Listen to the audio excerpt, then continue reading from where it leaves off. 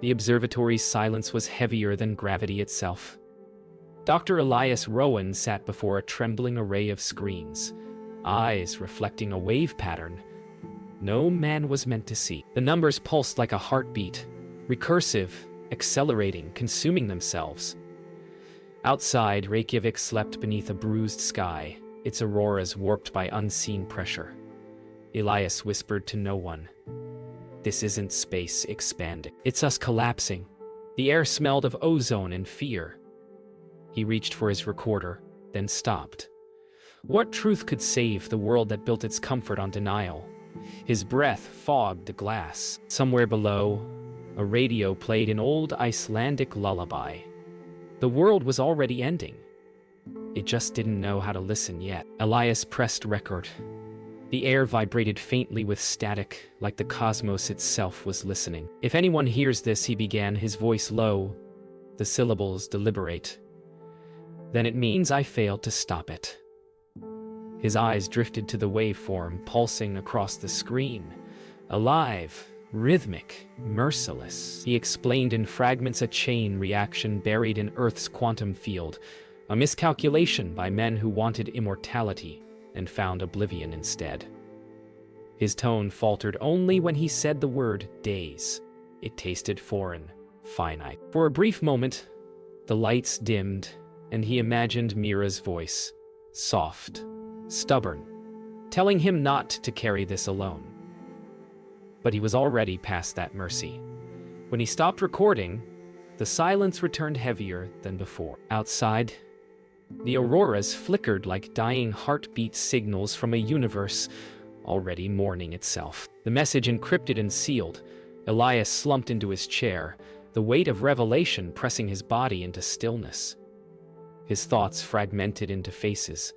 His son's laughter, Mira's defiance, Voss's chilling calm. He imagined the world reacting denial, disbelief, maybe riots.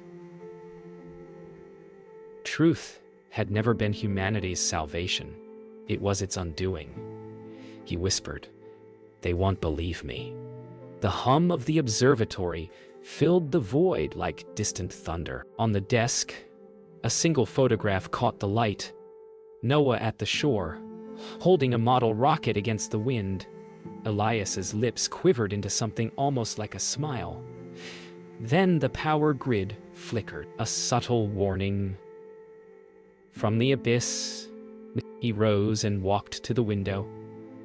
Outside, the auroras churned like veins of molten glass across the heavens. The snow had stopped, but the silence was worse. An unnatural hush that felt like the world waiting for permission to scream. He rested his forehead against the cold glass, feeling the tremor of tectonic engines far below. His reflection stared back at him, half man, half ghost. The truth didn't feel like discovery.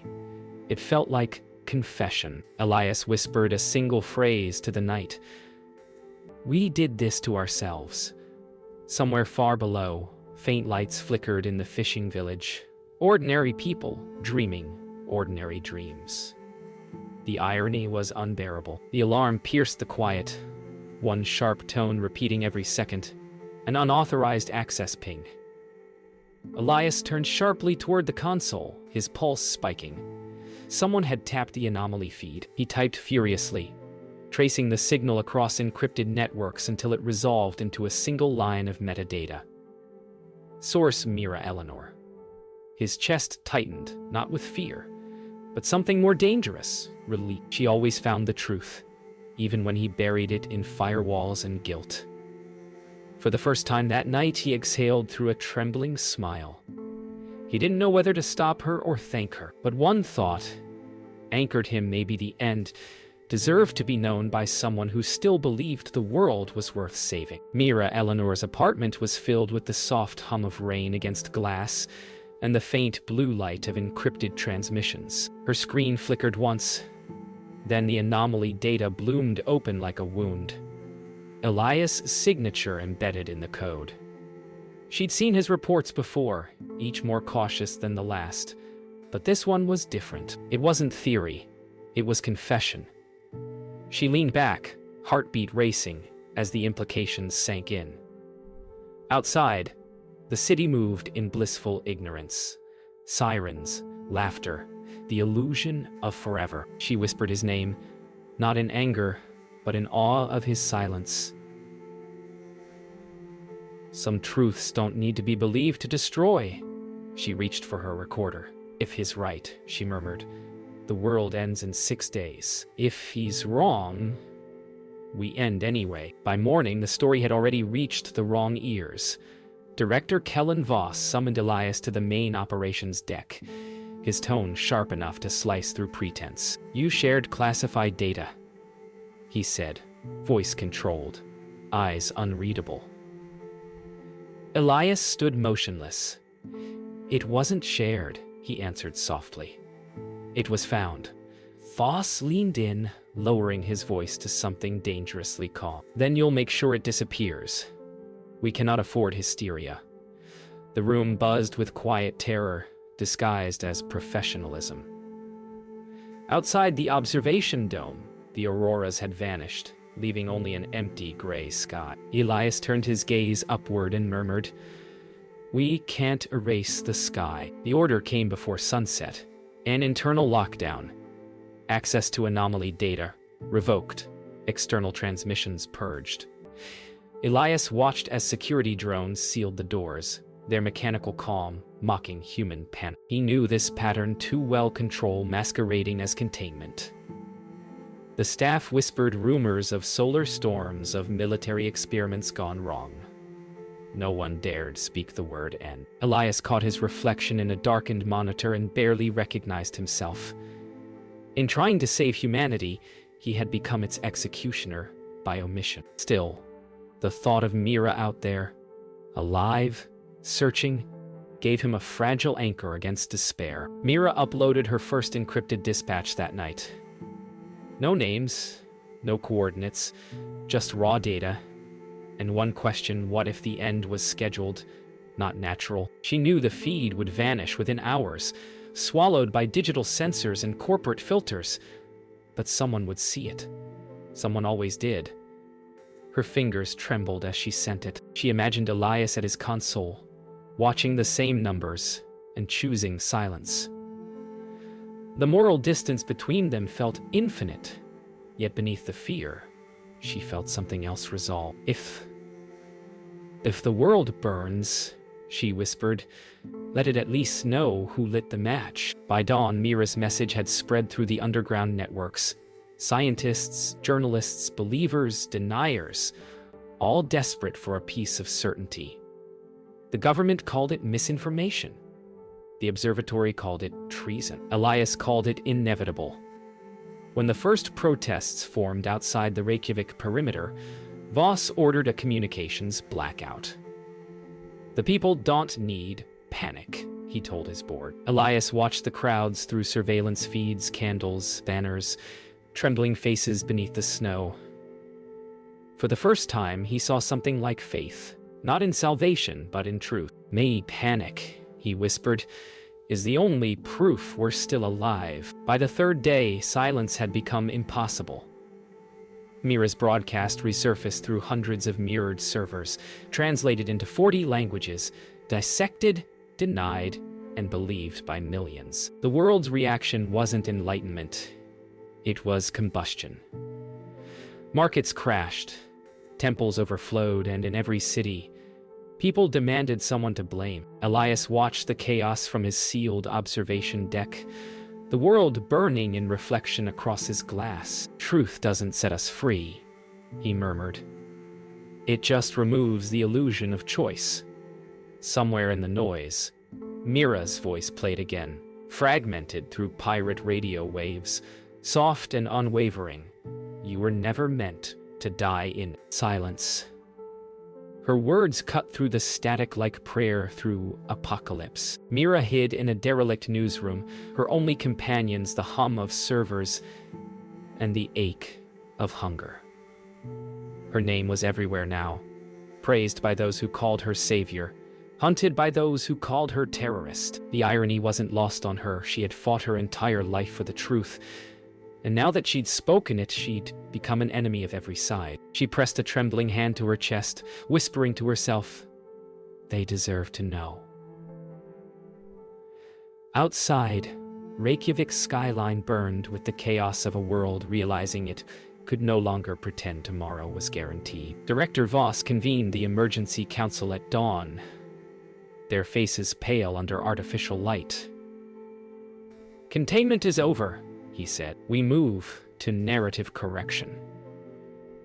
Elias stood at the edge of the room, invisible among the decision-makers. They discussed controlling hysteria through selective censorship, false countdowns, psychological conditioning. A final theater to keep humanity calm as it expired. Elias's stomach turned. They wanted to choreograph extinction. "We can't lie to the end," he said aloud. Voss looked at him with the calm of a man already damned. "We already are." That night, Elias broke protocol for the last time. He accessed the deep archive, data too dangerous to exist, and sent Mira a single encrypted file labeled Final Proof. It contained the irreversible physics of collapse, undeniable and merciless. For a moment, his hand hovered above the send key. He thought of Noah's face, Mira's courage, Voss's warning. Then he pressed it. Somewhere across the city, Mira's laptop blinked to life. The truth, once again, was free. Elias leaned back, closing his eyes as the sirens began to wail. Some men destroy worlds with bombs, others with honesty. When Mira opened the file, she finally understood the magnitude of what Elias had done. It wasn't prophecy. It was a man-made chain reaction. A quantum feedback loop seeded by ambition disguised as progress. Humanity had built its own doomsday with the precision of a god and the arrogance of a child.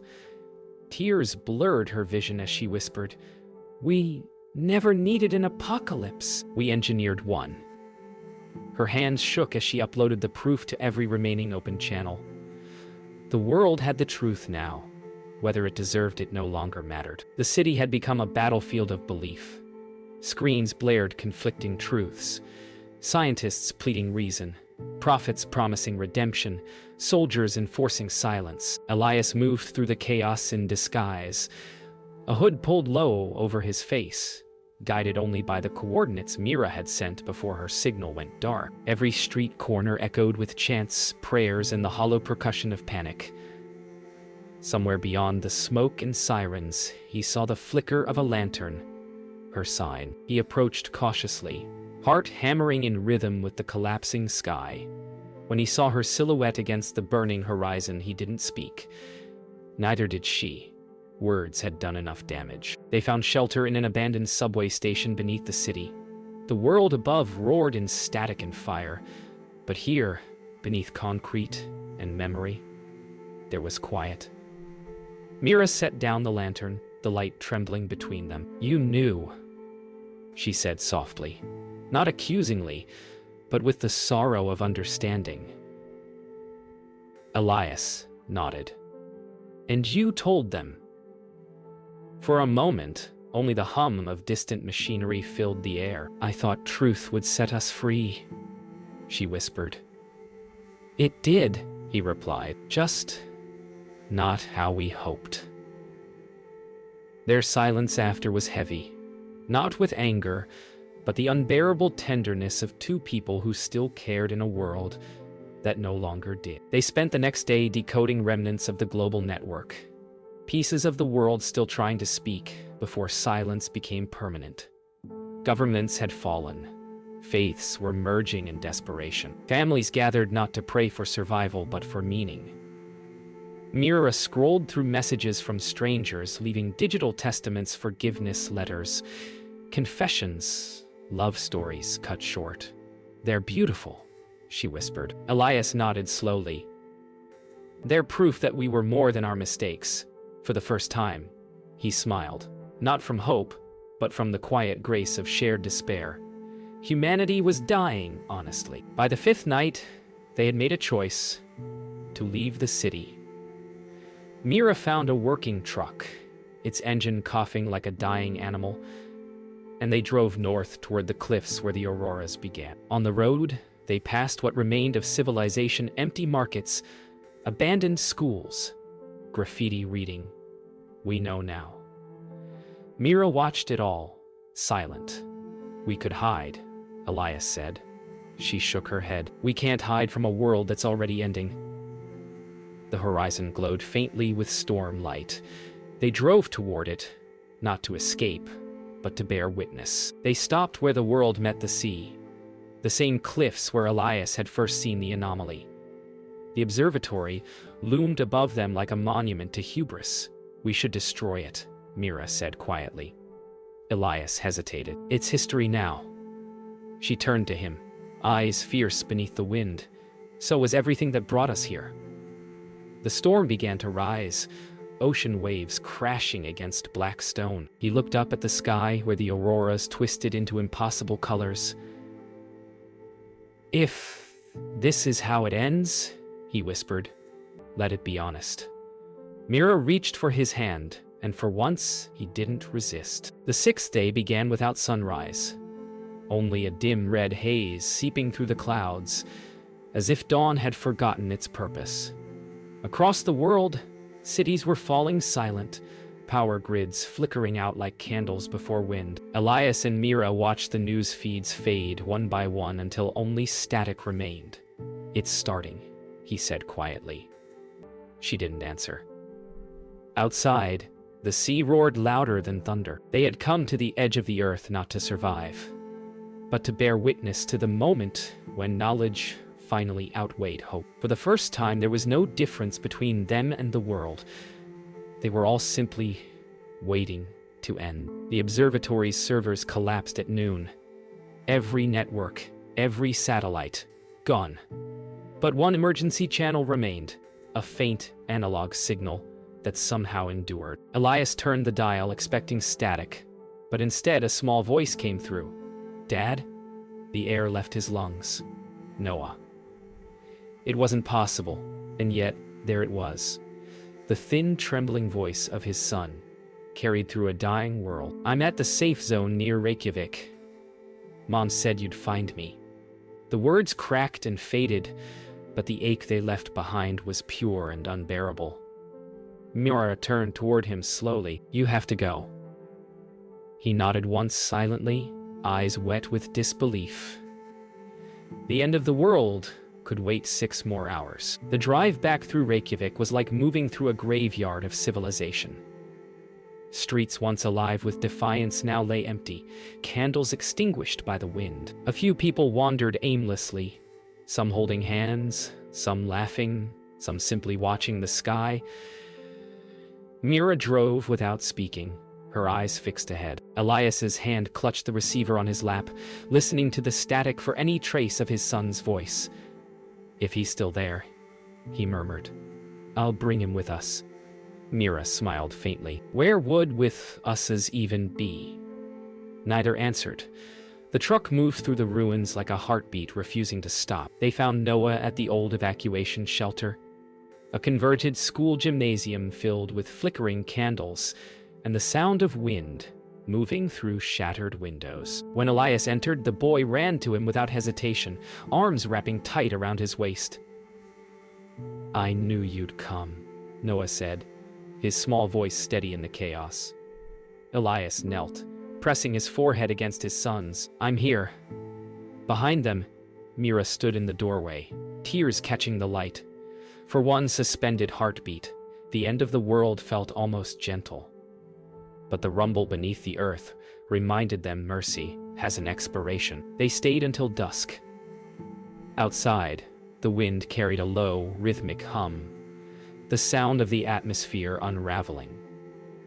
Elias held Noah close as the boy slept in his lap, his small breaths fragile against the storm. Mira sat nearby, watching the horizon fracture under a rising aurora unlike any before. Colors that had no names, bleeding across the sea. Is it beautiful? She asked softly. Elias nodded. Yes, that's what makes it unbearable. When the first tremor hit, the lights flickered out, and the last illusion of safety dissolved. Humanity had built its ending, and somehow made it breathtaking. The tremors had grown constant now, low, guttural pulses echoing from beneath the earth like the planet's dying heartbeat. Mira watched from the cliff as Elias loaded the last remaining data core into his satchel. "You were really going back there?" she asked, voice trembling beneath resolve. Elias nodded. "If the world has to hear something before it ends, it should be our choice, not theirs." He glanced toward Noah, still sleeping under the blanket near the truck. "He deserves to know we tried." Mira stepped forward, touching his shoulder. "Then make it mean something." He smiled faintly, an echo of the man he used to be. "It already does." Then he turned toward the observatory one final time. Elias entered the observatory alone. The once sterile corridors were now fractured with cracks, sparks raining from severed conduits. He passed familiar rooms, his office, the lab, the place where discovery first turned to curse. At the central hub, he found Voss standing before the holographic core, illuminated by its pale light. The old man's posture was straight, defiant even in ruin. "You came to finish it?" Voss asked. Elias approached slowly. "To correct it." Voss smiled faintly, the kind of smile worn by men who have already surrendered. "Then at least make it elegant." "You can still stop it," Voss said, his voice softer now, stripped of command. "Delete the data. Let them die in peace." Elias shook his head. "Peace built on ignorance isn't peace.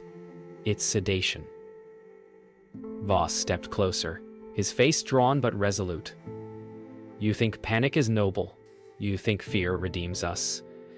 Elias met his gaze. "I think truth is the only thing left that's human."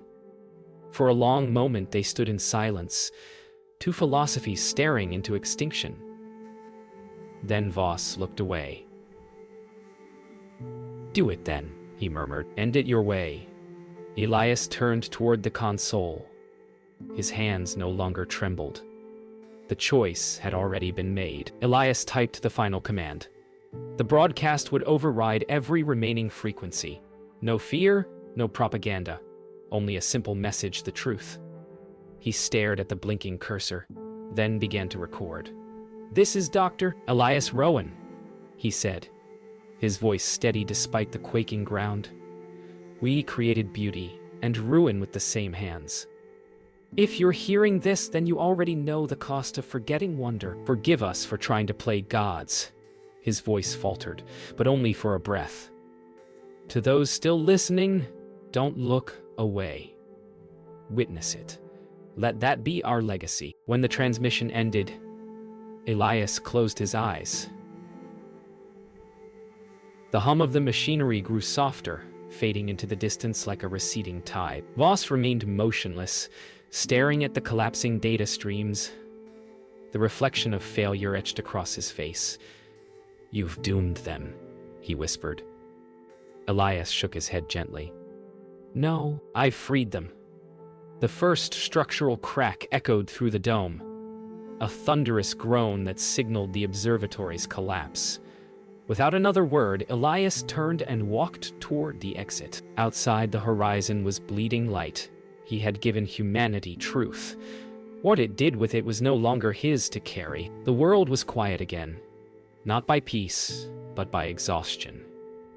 The transmission had reached every corner of the planet, and for the first time in human history, silence was honest. Mira waited on the cliffs, the wind heavy with ash and salt. When she saw Elias approaching through the gray mist, she didn't run to him. She just watched, as if afraid he might dissolve into the horizon. "Did they hear you?" she asked softly. He nodded once. "All of them." She looked out to the ocean where lightning rolled in slow waves beneath the auroras. "Then I guess it's over." Elias shook his head. "No, it's finally begun." They stood side by side in silence as the first tremors shook the cliffs. The ground seemed to breathe, pulsing with a low hum that resonated through their bones. "Where's Noah?"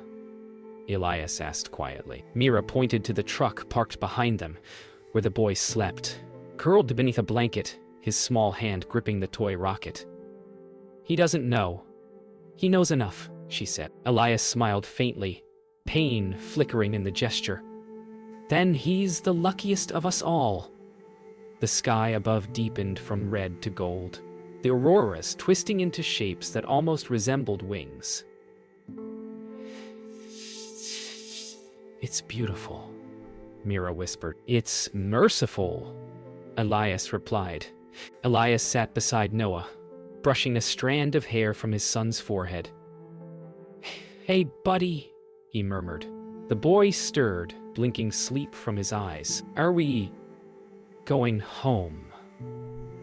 Elias smiled softly, the kind only a father gives when he has no answer. "Yeah," he whispered. "We're already there." Noah's small fingers found his, holding tight. Mira turned away, her breath catching as another tremor rippled through the air. Above them, the auroras swelled brighter, painting the world in radiant color. In that moment, it didn't look like the end of everything. It looked like forgiveness. The observatory's remains began to collapse into the sea below, a slow, echoing roar swallowed by wind. Elias watched as glass and steel fell like stars into the churning waves. "All that knowledge," he said softly. "And it couldn't save us." Mira reached for his hand. "It was never meant to." He turned to her, eyes glinting in the crimson light. "Then what was it for?" She looked back toward the sky, where the auroras shimmered like veins of living color. "To make us remember that we were here," she whispered, "that we mattered enough to look up." When the last surge came, it was not fire or thunder, but light, pure and absolute, folding across the sky like dawn reborn. The air stilled, the ocean lifted, and for an instant, everything was weightless. Elias pulled Noah close, Mira's hand gripping his as the light consumed the horizon. There was no pain, no scream, only an infinite calm, a heartbeat stretched across eternity. The final transmission continued to echo through the void. "Don't look away. Witness it." In that moment, humanity was remembering itself.